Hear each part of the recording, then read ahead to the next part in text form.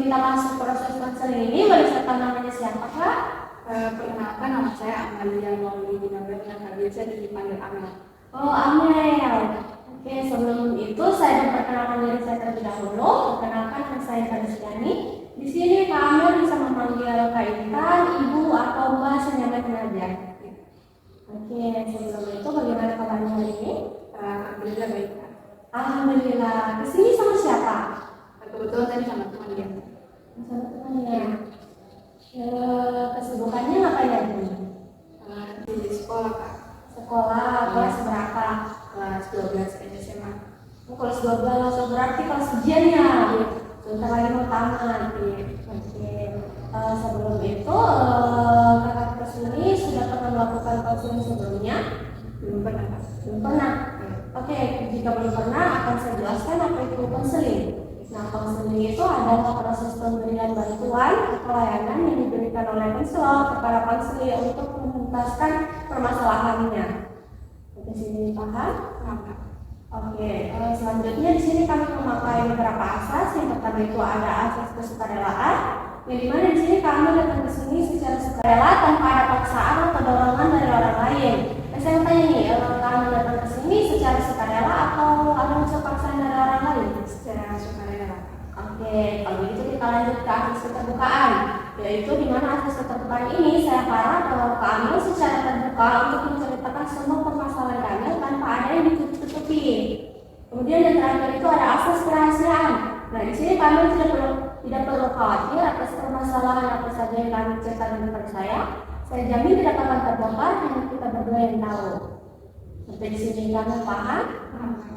Oke, jadi waktu yang saya berikan itu 45 menit. Apakah cukup? Oke, sebelum kita mulai proses konselingnya, lebih baiknya karena lebih nyaman mungkin dan tenangkan diri kami. Sudah bisa kita mulai? Bisa Kak? Oke, jadi permasalahan seperti apa nih yang kami alami? Ini Tante sering diejek-ejek sama teman di sekolah. Oh, berarti dibully ya? Iya Kak.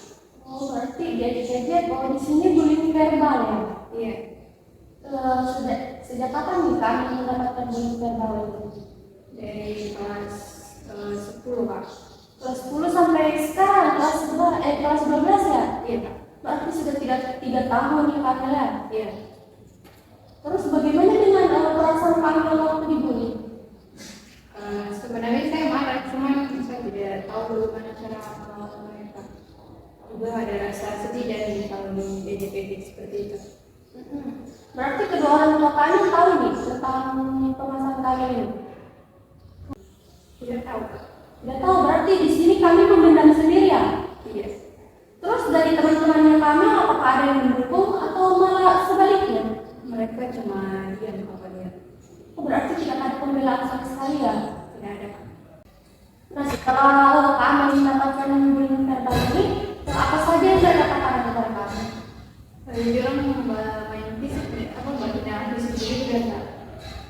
Jadi kalau pas berat-berat keluarga naik dibilang dulu, tapi kalau pas berat-berat turun kayak dibilang hilang. Terus tinggi, apa itu kurus, tinggi, langsing atau apa Kak? Pokoknya ada istilah-istilahnya bilang pakai baik-baik. Karena mereka juga sering memperlakukan saya tidak baik, tidak pantas gitu, dan kayak ditolak-tolak atau dorong sengaja gratis jantung atau dorong lempar pulpen ke atap, pokoknya perlakuan yang tidak baik gitu. Berarti dari kelas 1 sampai kelas 3 kami ini sering mendapatkan bullying seperti itu ya? Iya Kak. Sama sekali tidak ada perlawanan dari kami ya? Iya ada, saya marah tapi saya tidak tahu bagaimana cara melawan mereka karena kan jumlahnya bukan hanya satu. Jumlahnya berapa orang? Sekitar 5 atau 7 orang gitu Kak. Oh, berarti mereka ini berani keroyokan seperti itu ya? Iya, main circle begitu loh Kak. Guru-guru tahu tidak? Tidak, mereka sempat selain diejek-ejek dan perlakuan tidak baik, mereka juga sempat mengancam kalau saya lapor saya akan mendapatkan perlakuan yang jauh lebih buruk. Berarti mereka mengancam kami ya? Nah, dari cerita kami sendiri, apakah kami mengenal para pelaku ini? tidak terlalu kenal sih kan, karena ada mereka kayak gabungan begitu, ada yang dari kakak kelas, waktu kelas 10 dengan kelas 11 itu ada kakak kelas juga, tapi pas kelas 12 sekarang teman satu angkatan tapi tidak satu kelas, ada juga yang satu kelas sih, satu dua orang gitu. Berarti mereka gabungan ya seperti itu. Ya, Mungkin ada hal yang kalian lakukan sehingga mereka kayak meminta hal seperti itu. saya tidak terlalu tahu sih, kayak cuma mereka pernah bilang saya so caper sama guru gitu, tapi saya merasa tidak seperti itu. Saya cuma menjalankan tugasku sebagai pelajar, dan kalau ada tugas saya kerja, kalau ada PR begitu saya masih ingat ibu ada tugas gitu. Jadi kadang-kadang situ mereka marah. Oh, berarti kalian ini sepertinya pintar ya di kelas ya. Tidak juga sih kan. Sehingga mereka kayak iri sama Kamel. Ya, saya tidak tahu kalau mereka ini, tapi menurutku kita kan nggak mau belajar. Betul sih, betul. Di sini selain Kak Amel yang mendapatkan bullying ini, apakah ada dari teman-teman kalian yang lain mendapatkan bullying tersebut? Ada sih kan, cuman kayak saya tidak tahu sih bagaimana cerita pastinya. Cuman kalau yang saya lihat ada beberapa orang yang mereka melakukan kurang lebih seperti saya, tapi tidak separah saya, dan lebih ke dorong sih cuma kayak main dikit-dikit saja, tidak yang sampai diperlakukan kasar gitu. Berarti di sini Kak Amel sendiri yang mendapatkan perlakuan yang paling di atas ya, kalau bisa dibilang. Iya kan, tinggi gitu. Di sini saya mau tanya, apakah Kak Amel sudah pernah menceritakan permasalahan kalian ini kepada teman atau sahabat mungkin? Ada sih kan, tapi kami tidak satu sekolah, dan jadi saya ada cerita sama teman dekat gitu. Berarti di satu sekolah. Iya, dia beda sekolah dengan saya. Kenapa kalian tidak mencoba untuk pindah sekolah kalian? Kalau pindah saya bingung kak, alasannya ke orang tua apa. Kenapa kamu tidak mau jujur sama orang tua? Saya takut kan nanti kalau mereka jumlahnya banyak, kalau saya sendiri di luar, kalau nanti saya tidak dipercaya bagaimana. Apalagi kan bullying mereka secara verbal gitu. Selain kalau memang sampai ada luka memar, mungkin itu bisa jadi bukti untuk saya, tapi kalau cuma di mulut begitu kan saya tidak punya bukti apa-apa. Berarti di sini kalian ini betul-betul memendam sendiri. Iya, selain sendiri ada teman sih cuma bercerita, tapi dia tidak tahu juga membantu apa. Oh, dia juga belum ada solusi untuk kalian.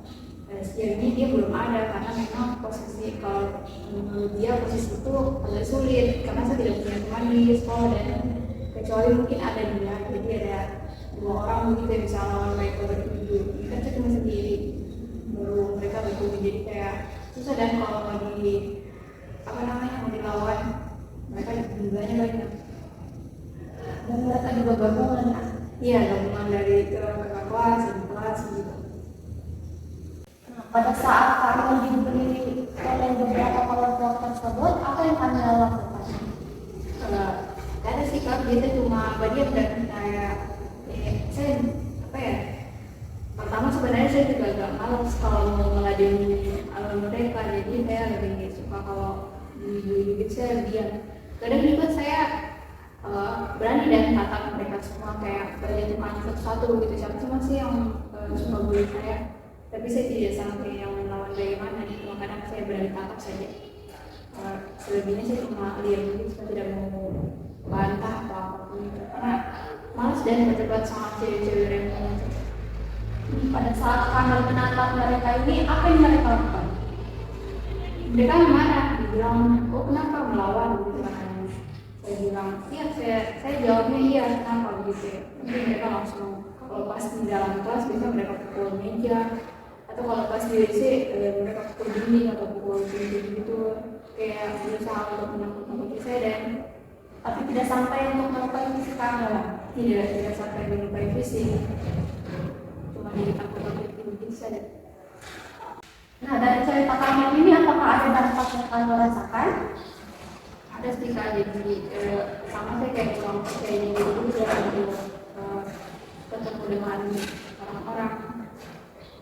Juga saya jadi lebih sendiri sama teman-teman yang lain. Jadi saya tidak mau berkomunikasi dengan orang-orang di kelas. Jadi kayak sekedar kalau ada tanya saya jawab tutupnya aja ya. Kayak cerita kayak saya orang teman satu kelas dan berteman atau gitu tidak ada. Dan juga saya jadi tidak terlalu seperti dulu lagi dan melihat kayak kalau ada tugas sudah mulai teman dulu. Saya mau diam kalau yang itu saya sudah siap jadi tugas kedua. Tapi kalau mengingatkan dulu lagi tidak. Apakah Anda mengalami trauma dari saya penekanan ceritakan ini? Lumayan sih Kak, karena kan bilang karena besar suaranya, jadi kadang saya kalau dia buat saya ini marah, tapi kalau ada orang yang berteriak dengan suara besar, saya kadang ketakutan sendiri Kak. Jadi kayak langsung tiba-tiba menangis gitu. Di rumah juga begitu, kadang-kadang biar tidak ada masalah apa-apa, saya langsung pergi sendiri gitu. Orang tua Anda melihatnya? Tidak, karena saya menangisnya di dalam kamar. Berarti tidak didampakkan kepada orang-orang ya? Iya. Cuman kalau orang tua lihat kayak dia bilang makin lama kayak makin tertutup gitu dan makin pendiam. Tapi saya cuma seminggu waktu dihilangkan itu. Berarti kami sekarang betul-betul tertutup ya sama orang-orang. Iya kan, saya takut orang-orang tidak bisa menerima saya seperti teman-teman saya yang mau bully dan Dan masalah kami sendiri ini apakah sudah ada upaya untuk mengatasi permasalahan kami?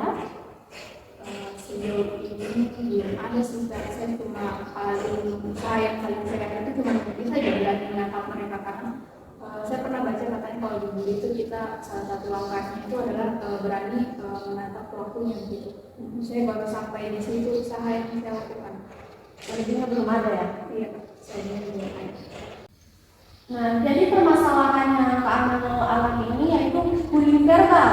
Ya, bullying verbal ini bisa dikatakan sebagai suatu tindakan menggunakan kata-kata negatif seperti yang Kak Amel jelaskan tadi, bahwa Kak Amel sudah mendapatkan penghinaan dan teman-teman Kak Amel mencela, mengejek, mencemooh atau memberikan julukan yang tidak disukai oleh Kak Amel. Jadi dari cerita Kak Amel ini bahwa Kak Amel ini sudah mendapatkan bully secara 3 tahun dari kelas 1 sampai kelas 3. Dan di sini juga Kak Amel memendam sendiri permasalahan yang Kak Amel alami. Dan juga di sini Kak Amel belum mendapatkan solusi atau upaya untuk mengatasi dari permasalahan Kak Amel ini. Itu kan Kak Amel? Iya. Jadi di sini saya mempunyai beberapa tips untuk mengatasi permasalahan yang Kak Amel alami sekarang ini. Bisa juga kami terangkan dalam kehidupan nyata, bisa juga tidak. Apakah Kak Amel bisa mendengarkannya? Iya, bisa. Jadi yang pertama itu kami harus menunjukkan keberanian kakak agar terhindar dari ejekan teman-teman. Nah di sini ketika kami mendapatkan ejekan dari teman-teman kami jangan takut. Berani juga tidak apa-apa. Nah seperti yang kami katakan tadi bahwa kami juga berani menatap mereka. Nah itu sangat-sangat bagus menurut saya ya. Jadi yang kedua itu tegur dengan cara yang baik-baik. Nah di sini maksud dari kata tegur dengan cara yang baik itu lebih baiknya kami mengajak mereka untuk berbicara dengan kepala dingin. Nah kami tanyakan kenapa bisa mereka ini memberikan hinaan kepada Kak Amel seperti itu. Nah, di sini juga Kak Amel harus membuktikan bahwa Kak Amel ini bisa melawan perlakuan buruk oleh teman-teman Kak Amel. Contohnya seperti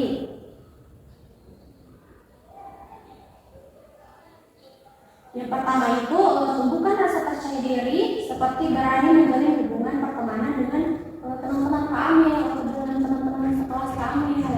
Kemudian yang kedua itu berani mempercayai guru dan orang tua. Kan kejadiannya di sekolah, dan tentunya sekolah itu mempunyai guru BK. Nah, guru BK ini merupakan tempat curhat atau cerita tentang permasalahan-permasalahan yang dialami oleh siswanya. Dan guru BK juga merupakan teman siswa. Jadi Kak Amel harus bisa menceritakan permasalahan yang dialami Kak Amel agar bisa diselesaikan. Apakah Kak Amel mau mencoba dari beberapa tips yang saya berikan? Oke, mau ya. Masih ada lagi yang ingin ditanyakan? Tidak, semuanya sudah jelas. Bagaimana dengan perasaan Kak aman sekarang? Cukup lega sih Kak, karena kan saya jarang-jarang mau bercerita tentang masalah yang saya alami. Tapi dengan saya sudah bercerita sama Kak Intan, ada perasaan lega dan senang juga. Senang karena saya tahu apa yang harus saya lakukan ketika saya nanti diperlakukan seperti itu lagi oleh teman-teman saya. Oke. Oke, berhubung waktu juga sudah hampir selesai, maka kita akhiri pertemuan kita hari ini. Saya akhiri, wabillahi taufiq wal hidayah. Wassalamualaikum warahmatullahi wabarakatuh. Waalaikumsalam warahmatullahi wabarakatuh. Semangat Kamil.